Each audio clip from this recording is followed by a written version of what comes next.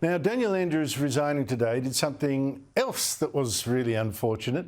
It overshadowed an important speech today by No campaign leader Warren Mundine, where Warren explained exactly why he's fought so hard against the Voice, Labor's plan for an Aboriginal-only advisory parliament, written into our constitution. That bit's important.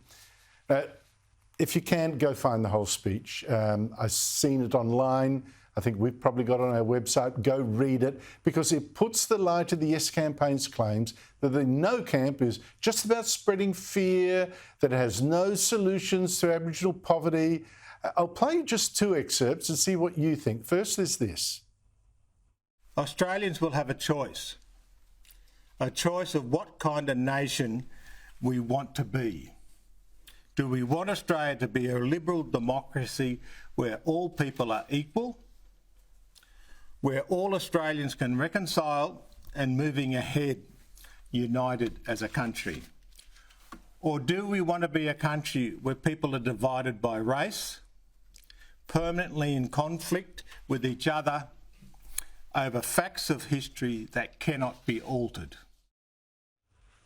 All that I can't fault, and Mundine actually responded to the ABC, a recent ABC report holding up one of his former speeches as if it was some sort of shameful, some past speech that he made. Here's his reply. The theme of the speech comes from my Catholic faith. Reconciliation is about absolution, from past sins, and it has two parts, sorry and forgiveness. I said, in this country we talk a lot about sorry, but we never talk about the forgiveness part.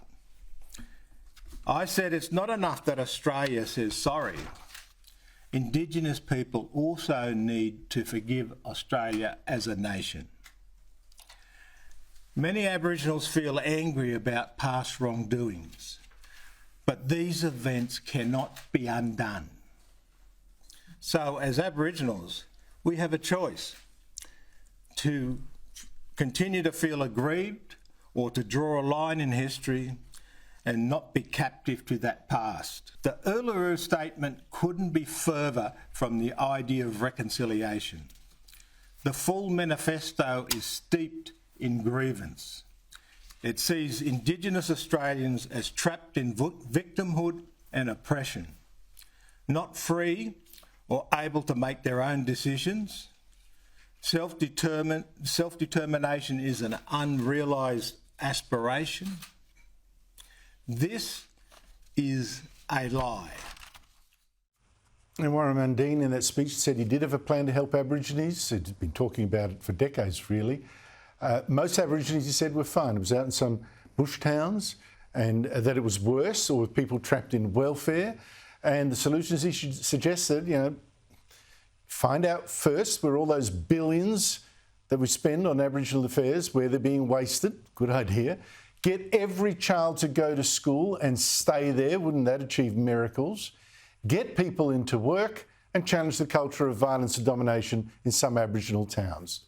Pretty simple to me. 4 things. Who could argue against that? Joining me is a friend of Warren Mundine, Rowan Dean, editor of The Spectator Australia and host of Outsiders on Sky News every Sunday at 9 a.m.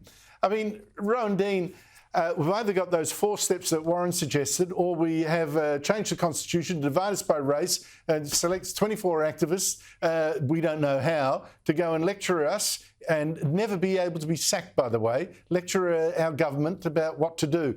Which way do you think is most promising? Well, I'll get on to that in a second, Andrew, but let me just say, how lucky are we in Australia? In the last week, we have had 2 of the greatest speeches about race relations, probably since Martin Luther King. So forget your Paul Keatings and your Redfern speeches and all of that claptrap. In Jacinta Price's National Press Club speech and Warren Mundine's Press Club speech, we have the 2 bookends, 2 of the greatest speeches that you will hear about race relations between white Australia, black Australia, and immigrant Australia. And the point here is, last week, Senator Jacinta Price clearly laid out the historical truth of Australia and Indigenous relations. And this week, they're the perfect bookends. Warren Mundine laid out a plan how we can actually finally escape the dreadful errors of the past, not only of colonial history, but I would argue the past of the last 50 years of welfarism and patronising grievance industries that's made some people incredibly powerful and wealthy, but has done nothing for the average Indigenous Australian out in the outback. Warren has pointed out, and let me just say here as well, yes, Warren's a friend of mine, but I've admired Warren for many, many years before I knew him, because here is a man, he was a fitter and turner when he's brought himself up by his bootstraps. He's the absolute classic Australian blue-collar Labor guy, hard-working, who worked his way to the top through sheer grit, sweat, and determination, got himself educated, parents who loved him and pushed him to make his own way in the world, who told him, don't buy into all this nonsense about race relations. Yeah, okay, things have happened, bad things have happened, but let's build a positive future. That was Warren's parents.